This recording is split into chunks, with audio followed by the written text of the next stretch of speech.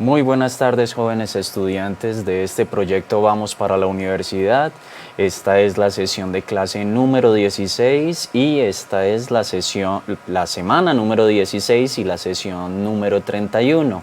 Profesor Andrés Felipe les habla y vamos a trabajar hoy lo que es el gran repaso de lo que hemos trabajado en este proyecto Vamos para la Universidad. Entonces vamos a nuestra presentación de contenido, dándole la bienvenida primero que todo a quienes están conectados ahí. Hola Juan David, ¿qué tal? Muy buenas tardes para ustedes que están conectados. Un saludito especial a quienes nos verán después a través de esta sesión de clase. Saludo también a los profes que por ahí nos están viendo y vámonos ahora sí a nuestra sesión de contenido, a nuestra presentación de contenido.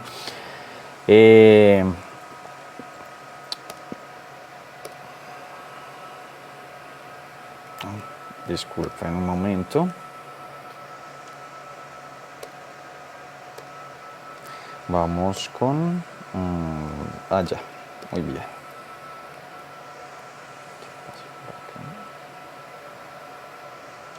Un momento, por favor. Bueno, el día de hoy vamos a trabajar un tema que hace rato yo vengo hablando del mismo, que es el de permiso.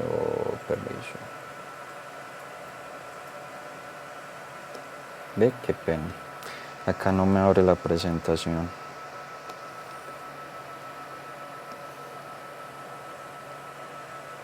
¿Me esperan por favor un segundo?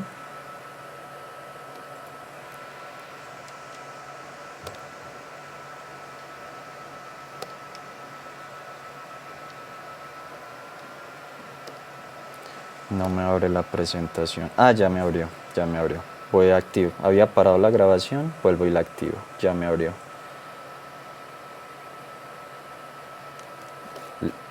Listo. Listo, jóvenes, esta es nuestra presentación de contenido. Vámonos a nuestra lectura de los objetivos de esta semana. Recuerdo, semana 16, sesión número 31, y los objetivos son: repasar conceptos generales del curso que permitan afianzar los conocimientos adquiridos durante el semestre, y otro, socialización de actividades integradoras. Bueno, vámonos a nuestra tradicional agenda del día de hoy. En la agenda del día de hoy están nuestros 4 puntos tradicionales: una activación de saberes previos con una presentación de un video de Daniel Casani. Más que leer, se trata de comprender en cuanto a la lectura.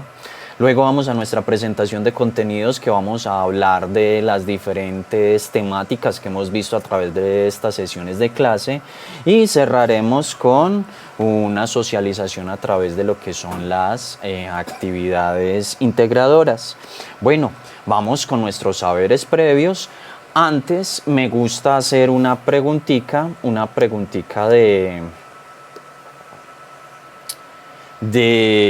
antes del video. La primera es: ¿qué es leer para ustedes? Juan David y todos los que están ahí conectados, siempre les he dicho, este chat es para que ustedes lo trabajen y participen. Por favor, de manera corta, de manera descomplicada, como lo quieran manejar, me gustaría que respondieran ahí en ese chat qué es leer para ustedes. Y también, ¿qué es la comprensión lectora? Muchas veces nosotros, cuando estamos hablando de leer, apuntamos a la comprensión. Nosotros apuntamos a que leer es decodificar ciertas cosas, leer es entender lo que se nos está presentando, leer es poder hacer un ejercicio de verbalización de lo que hay en un texto. Pero realmente, ¿qué es leer? Me gustaría que hubiese por ahí una que otra intervención, recordando también que hay una pregunta de cómo identificamos que tenemos un buen nivel de comprensión lectora. Dice Pablo: es el sistema visual por el cual los seres humanos tienden a distinguir o decodificar lo que hay en nuestro alrededor. Perfecto. Perfecto, Pablo, me encanta eso como defines alrededor. No necesariamente la lectura está en un texto, como alguna vez lo dije. No necesariamente está en la letra.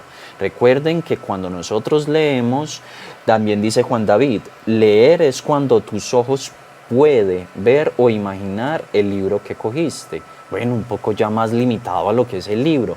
Pero como decía Pablo, Pablo decía, es que hay que pensar en todo lo que está a nuestro alrededor. Pregunta, yo puedo leer películas, puedo leer situaciones, puedo leer libros, puedo leer personas, puedo leer gestos, señales, signos, símbolos. Esos son lecturas que yo hago. Entonces, es todo lo que está a nuestro alrededor, pero conlleva también ciertas características principales. Bien, vamos a hacer algo. Vámonos a meter en el ejercicio de ver el video. Entonces vamos a ver el video. Es un video que quiero que estén pendientes. Muy bien. Después del video vienen unas preguntas. Ahí va el video. Pendientes, ahí va. Bueno, leer es la actividad general que conocemos en el día a día, ¿no? Decimos leer, vas a leer, te gusta leer, he leído esto, he leído lo otro y tal, ¿no? Decodificar es una parte de leer. Es la parte en la que procesamos el lenguaje, en la que observamos las letras impresas, las relacionamos entre sí mentalmente e identificamos que aquellas letras son una palabra con aquel significado. Esto es decodificar. ¿Qué es lo que no es decodificar dentro del ámbito de la lectura, ¿no? Pues son todo un conjunto de procesos en los que relacionamos este significado descodificado con una interpretación, ¿vale? Y esto es lo que se llama la comprensión. Entonces, dentro de la lectura, tradicionalmente se puso mucho énfasis en la codificación, en la descodificación, y parecía que una persona que supiera leer en voz alta un texto ya sabía leer aunque no entendiera nada. En cambio hoy, reconociendo la importancia que tiene saber decir un texto en voz alta, lo más relevante es la comprensión, de modo que lo que nos interesa es que los niños y los adolescentes comprendan un texto, ¿no? Sepan recuperar un significado que hay en el texto, relacionarlo con su vida y darle un sentido relevante.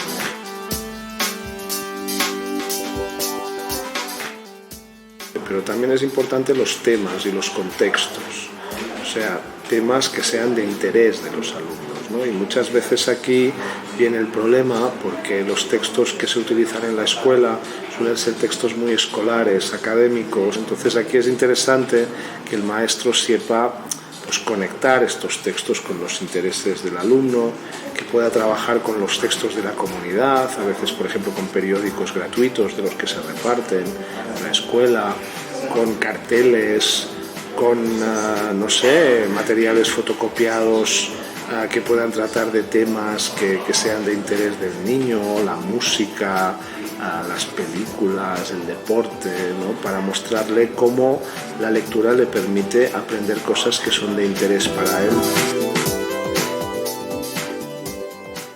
Bueno, leer en Internet es más difícil que leer un libro, es mucho más difícil porque hay mucha información, la información tiene valor muy diferente, hay basura, hay buena información y hay que saber localizarla, hay que saber recuperarla, hay que saber elegir y valorar, ¿no?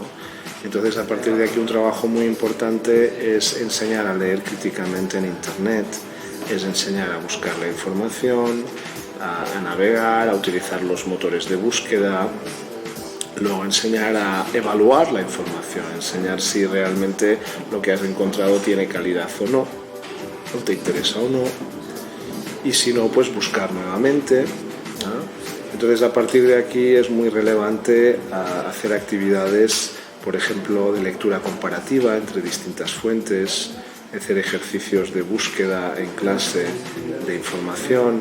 Esto se puede hacer con un simple ordenador conectado a Internet.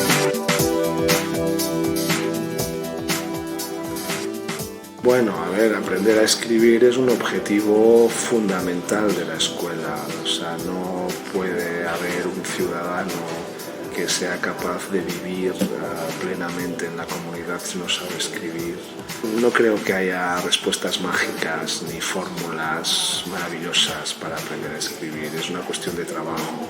Es una cuestión muy compleja en que los niños pues poco a poco van escribiendo textos breves, textos más amplios, y lo hacen con la ayuda del profesor, que les va mostrando cómo hacerlo, y con la ayuda de sus compañeros, porque pueden escribir en parejas, pueden ayudarse entre ellos escribiendo, ¿no?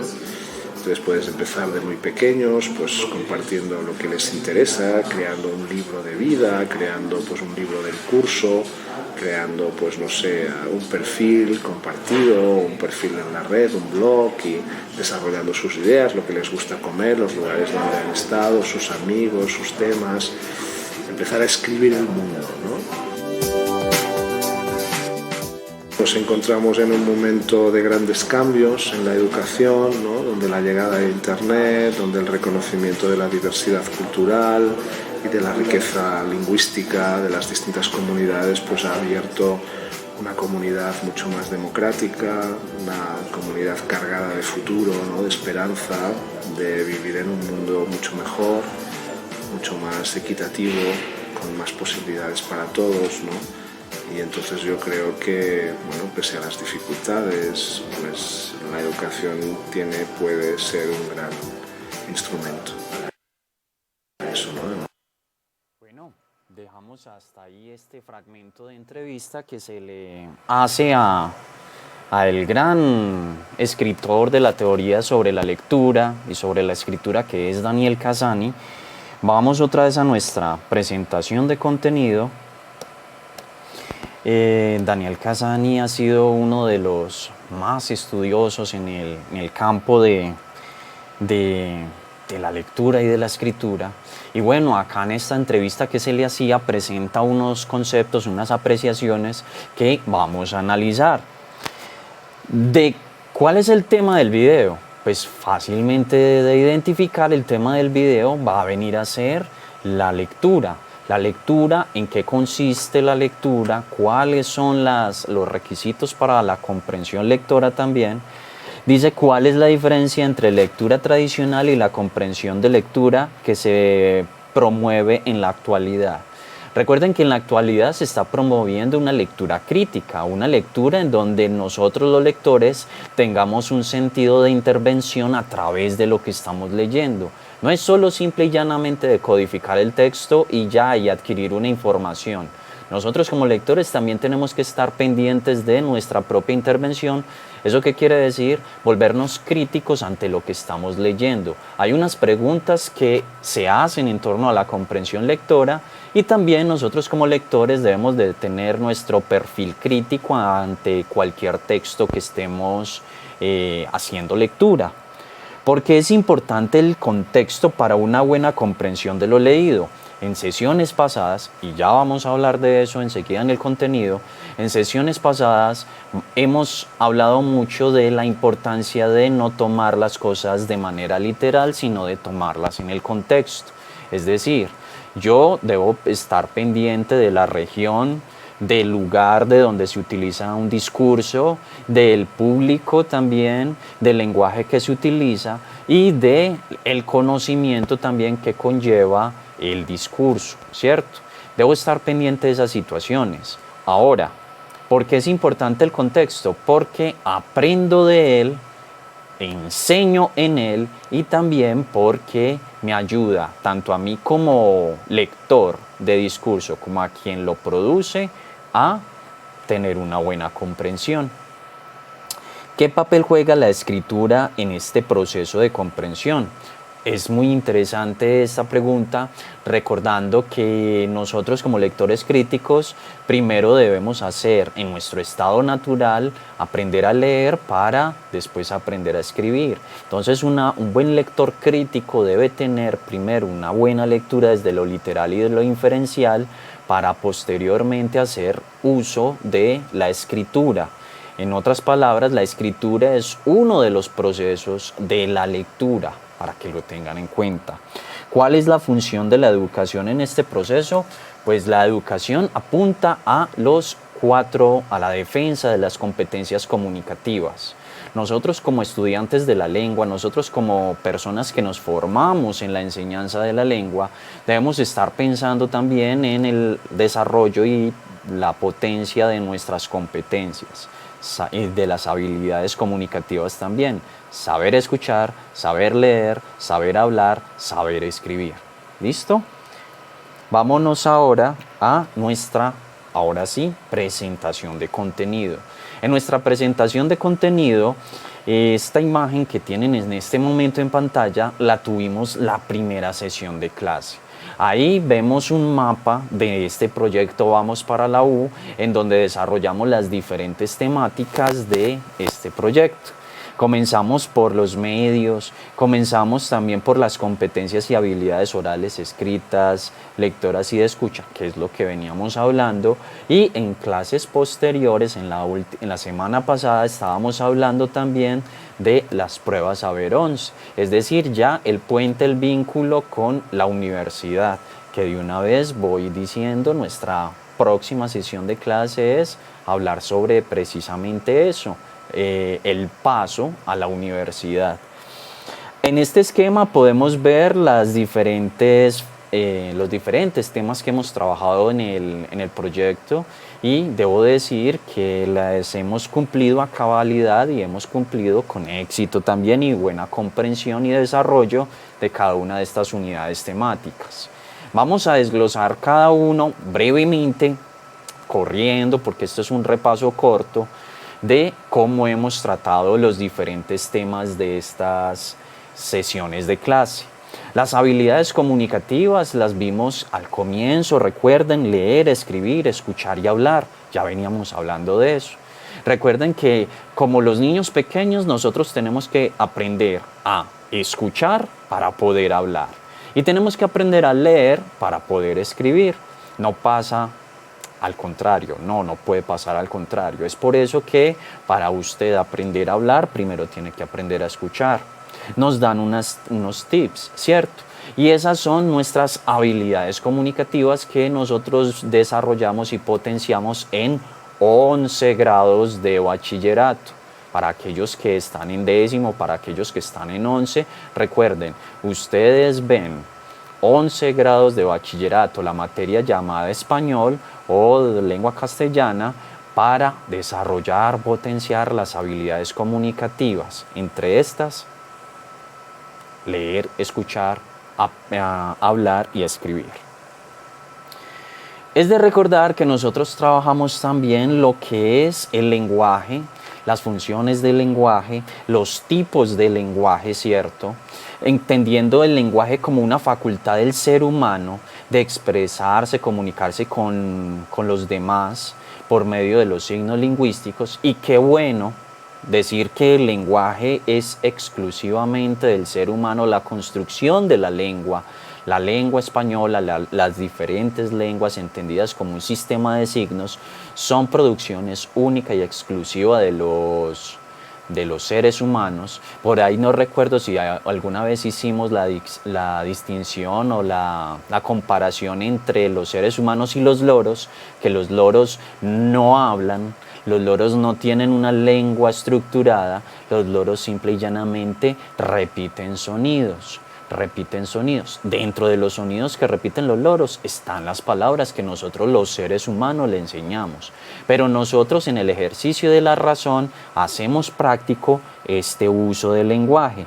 Ahora, diferentes lenguajes manejamos nosotros. Está el lenguaje verbal, que es el que normalmente utilizamos de manera oral.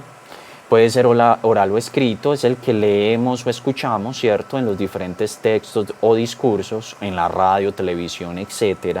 Está también el lenguaje no verbal, que ese es uno muy rico para que nosotros entendamos que no solo es ver no solo es escuchar a quien está dando un discurso, sino que también hay que hacerle una comprensión lectora en sus gestos, hay que hacer una comprensión lectora en su forma corporal de moverse por el espacio, ¿cierto? Porque eso también está hablando y transmitiendo un mensaje.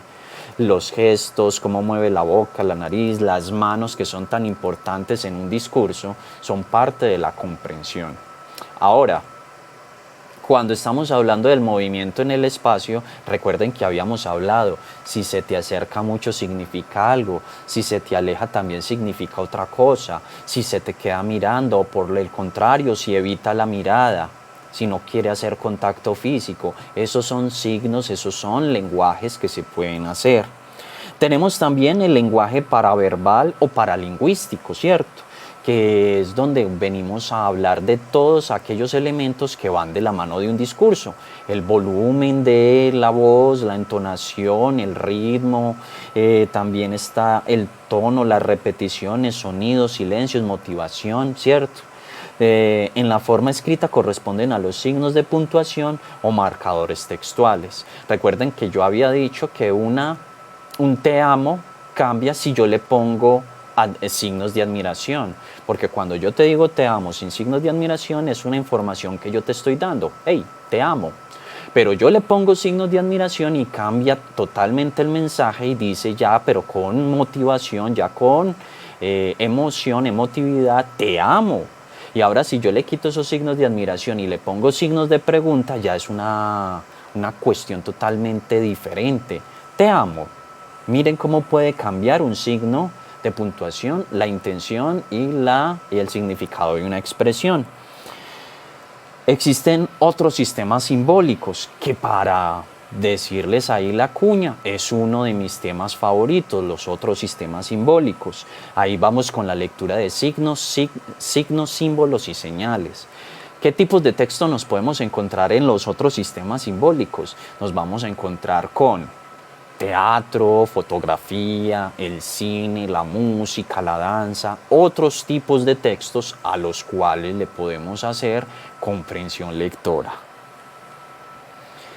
Luego nos hemos metido en este temita muy necesario para lo que se viene más o menos dentro de menos de un mes, que son las pruebas Saber 11, que es el tema de los niveles de lectura, recordando que hay 3 niveles de lectura que hemos trabajado, que son el literal, el inferencial y también el nivel crítico, que Daniel Casani era lo que le apuntaba ahorita en el video, de desarrollar un nivel crítico de lectura, el nivel máximo de lectura, en donde vamos a decir que el nivel literal es cuando el autor pone ahí en el texto de manera palpable la información.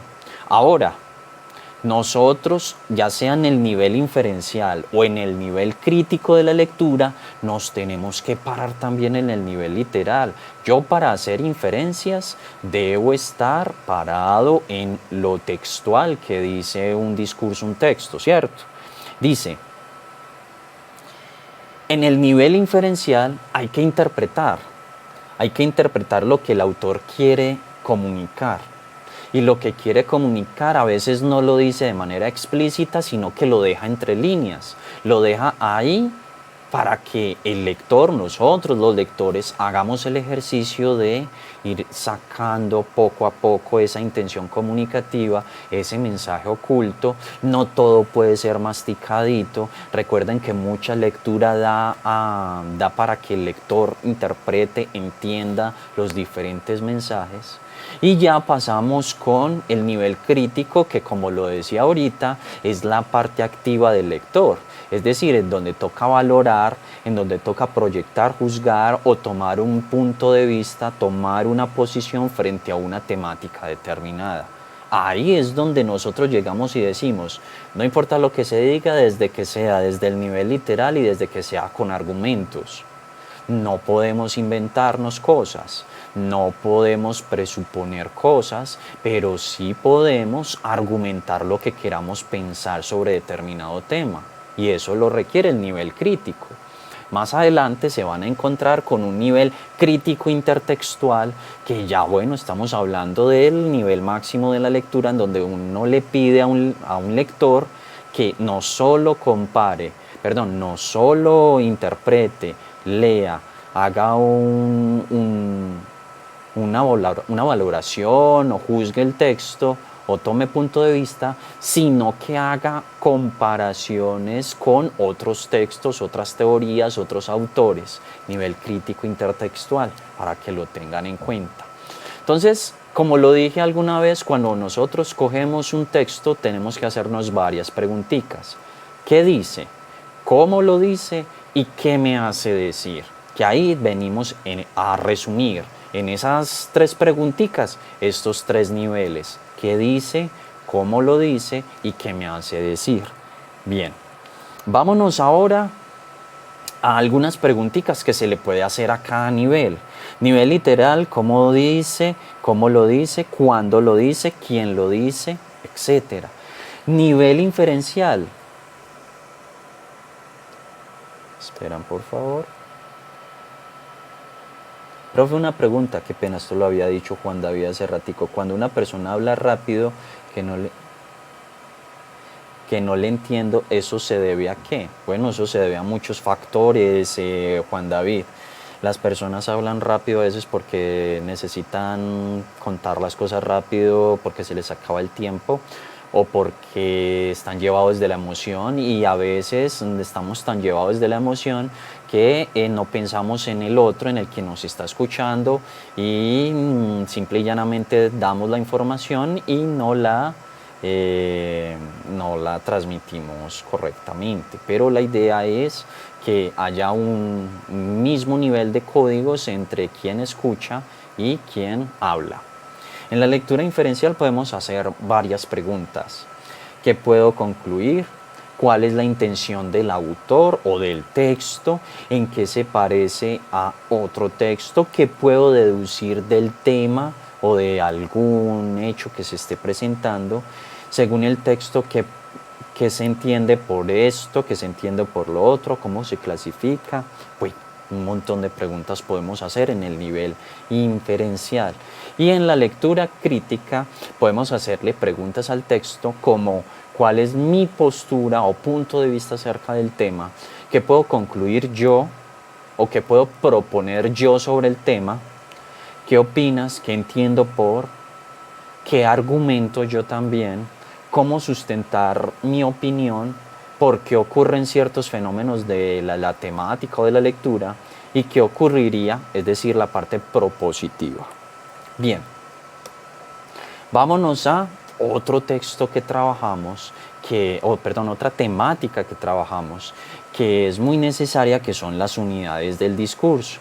En las unidades del discurso, recuerden, son las diferentes características que debe tener un discurso de manera escrita, de manera oral, para que el lector haga una comprensión. Debe tener una unidad, es decir, desarrollo de un tema o a lo largo de una extensión.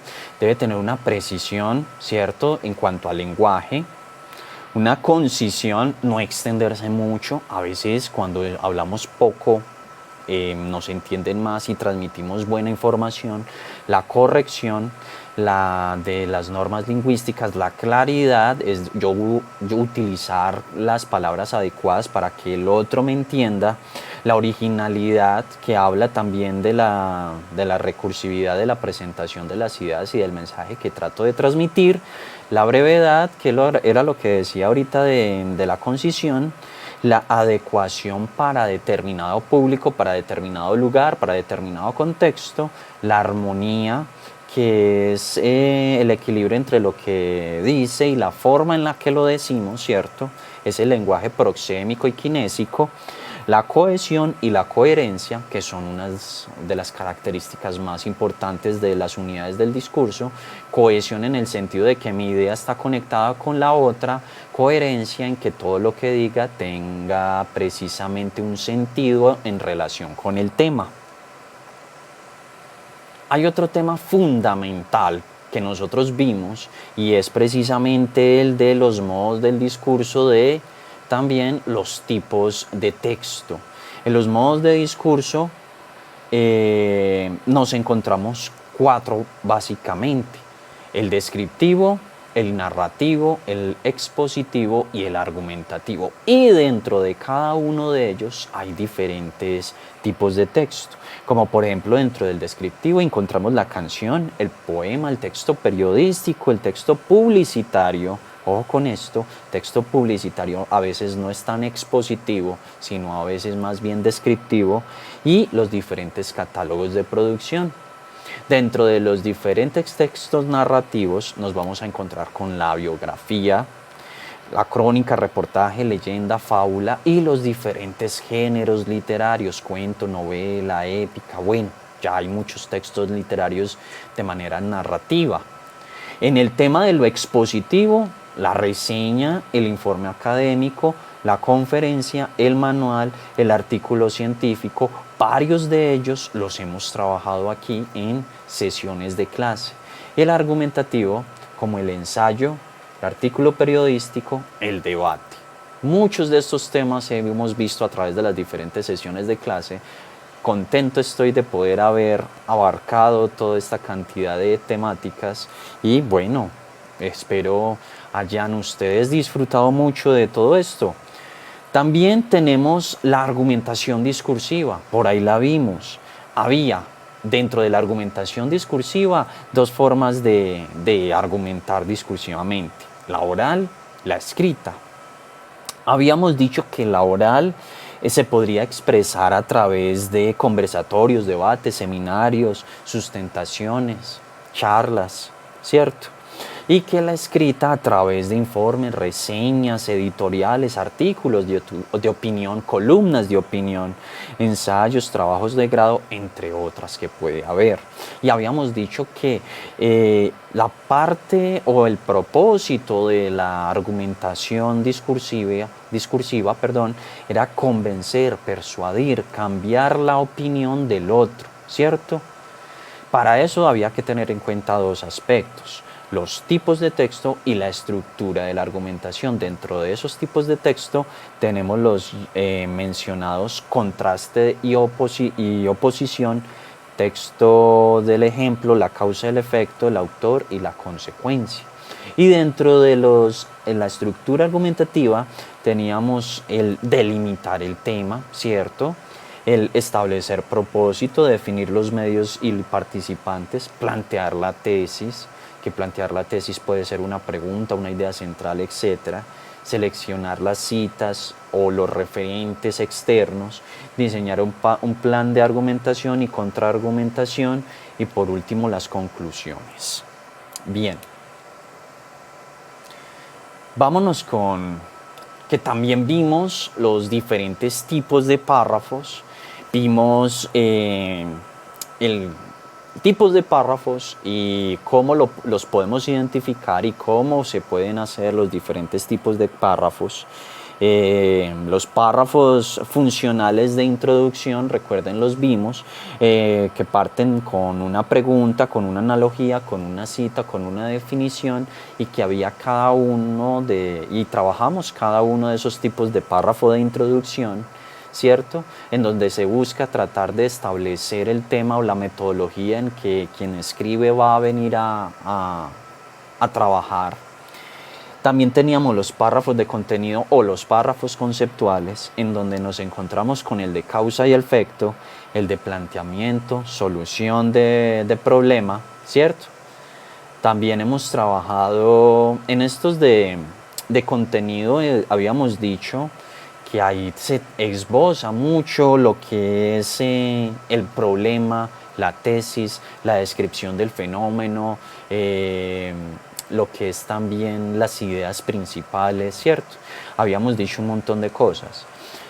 Párrafo de contenido y de desarrollo, habíamos hablado que este es realmente el cuerpo del desarrollo del tema, en donde hay descripciones, definiciones, explicación y ejemplificación, comparación, contraste y clasificación de la información que nosotros estamos escribiendo o estamos transmitiendo a través de un discurso.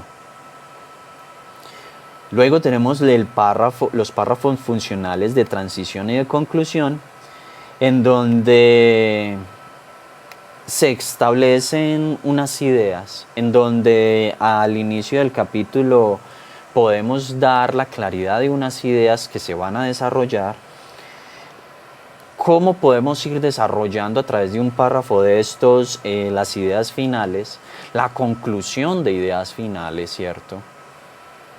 La finalización, el cierre. Recuerde que habíamos dicho, hay una diferencia entre concluir y finalizar el texto, hay una diferencia. Por último tenemos el párrafo único. En un solo párrafo se describe, narra, expone y o argumenta. ¿Listo? Diferentes tipos de párrafo en donde de seguro ustedes se lo van a encontrar estos temas más adelante allá en la universidad o este mismo año aquí finalizando este grado que ustedes están cursando. Pero debo decirles que aquellos que van a hacer educación superior, ojalá sea la totalidad, se van a encontrar con que en las diferentes carreras va a haber materias en donde te piden escritura, en donde te piden lectura, y qué bueno llegar ya con estos temas bien desmenuzados, bien trabajados, ya con la idea clara en la cabeza. Habíamos trabajado tipos de texto académico, varios tipos de texto académico, básicamente 3: la reseña, la crónica, el ensayo. Pero dentro de esos tipos de texto académico habíamos hablado también de diferentes formas y estructuras que se pueden presentar para una información de orden académico. Habíamos hablado de tipos de tesis en donde se evalúa, en donde se explica, en donde se predice, en donde se sugiere.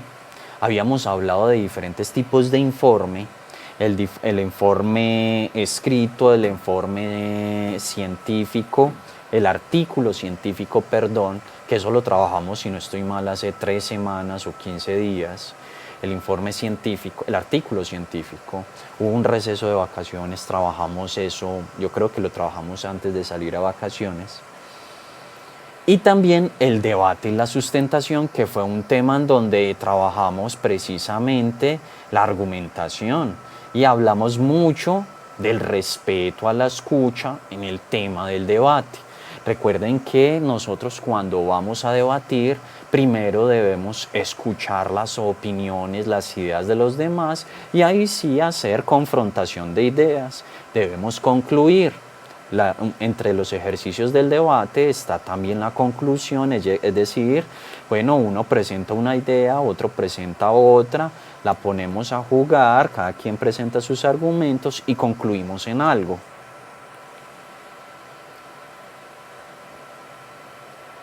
Habíamos hablado de las diferentes formas de organizar el material académico. Habíamos hablado también de la búsqueda del material académico.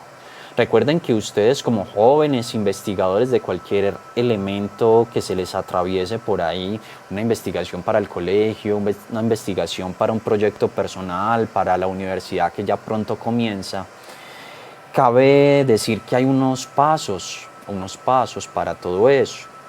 Y en esos pasos debo decir que las fuentes, en la selección de información es un tema demasiado necesario. Recuerdo que habíamos trabajado las normas APA y dentro de las normas APA habíamos trabajado también el cómo se cita, cómo hacer una bibliografía. Recuerden que en ese cómo hacer una bibliografía hay diferentes formas de hacer bibliografía dependiendo de dónde tomes la referencia. Si es de internet, si es de una revista, si es también de una página de internet, si es de un libro, si es de una revista virtual, si es de un video, también se puede hacer referencia externa a las investigaciones que ustedes hagan, ¿cierto? Habíamos trabajado también la organización de información a través de gráficos y hablamos de la jerarquización de las temáticas a través de los mapas conceptuales y que nosotros tenemos que tener un eje temático, luego unos subtemas y ahora sí unas descripciones un poco más detalladas sobre los ejes, los diferentes ejes temáticos que conlleve la temática principal. Durante este proyecto hemos trabajado también la organización de información a través de lo que es la investigación. Recuerden, no es solo ir a coger a la biblioteca las primeras fuentes que tienen que ver, que tienen que ver con el tema, como lo habíamos hablado.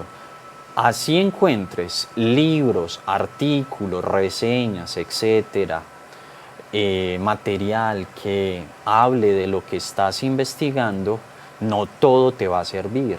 Entonces tienes que hacer una selección de información.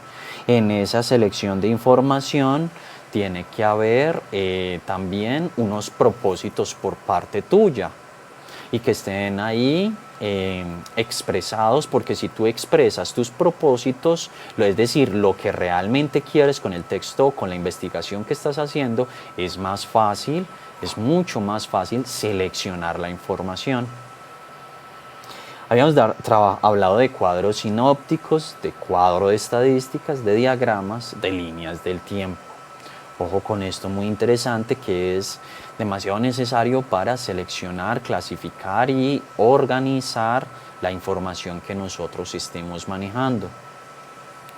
Bueno, vamos a hablar de un detallito por acá, que es el de la actividad integradora.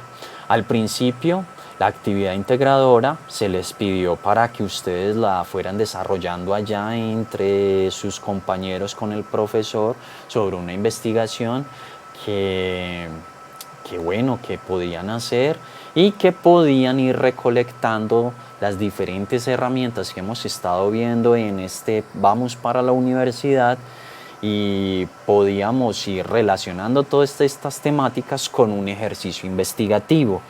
Esas actividades integradoras, espero en algún momento podamos ver un resultado final ya de manera presencial. Me gustaría también saber si realmente hicieron el vínculo de las diferentes herramientas y temáticas que nosotros hemos visto en este Vamos para la Universidad, en este proyecto, con esos ejercicios de investigación. Y no solamente esta actividad integradora, sino también con cualquier otra investigación que ustedes tengan en las diferentes áreas. Seleccionar información, saber citar, saber escribir una referencia bibliográfica, también el poder entender que se debe tener una estructura de escritura a la hora de usted hacer una investigación. Recuerde que el mundo hoy en día se está manejando a través de lo que es la producción de investigaciones, y esperando pues que hagamos muchas actividades donde usted, como eje central de la educación, también pueda proyectarse a lo que es la universidad y los ejercicios investigativos de comprensión, de desarrollo y potencialidad de las competencias comunicativas en los años venideros de su formación académica. Bueno, chicos, decirles por el día de hoy, muchas gracias a ustedes, muchas gracias por esta atención que ustedes prestan hoy en este repaso que hemos trabajado de manera global de las diferentes temáticas que hemos visto en este semestre, y decirles gracias. Nos estaremos viendo el día jueves, en la próxima sesión de clase, ya para cerrar este proyecto Vamos para la Universidad. Muchas gracias por la atención prestada. Hasta luego. Feliz tarde.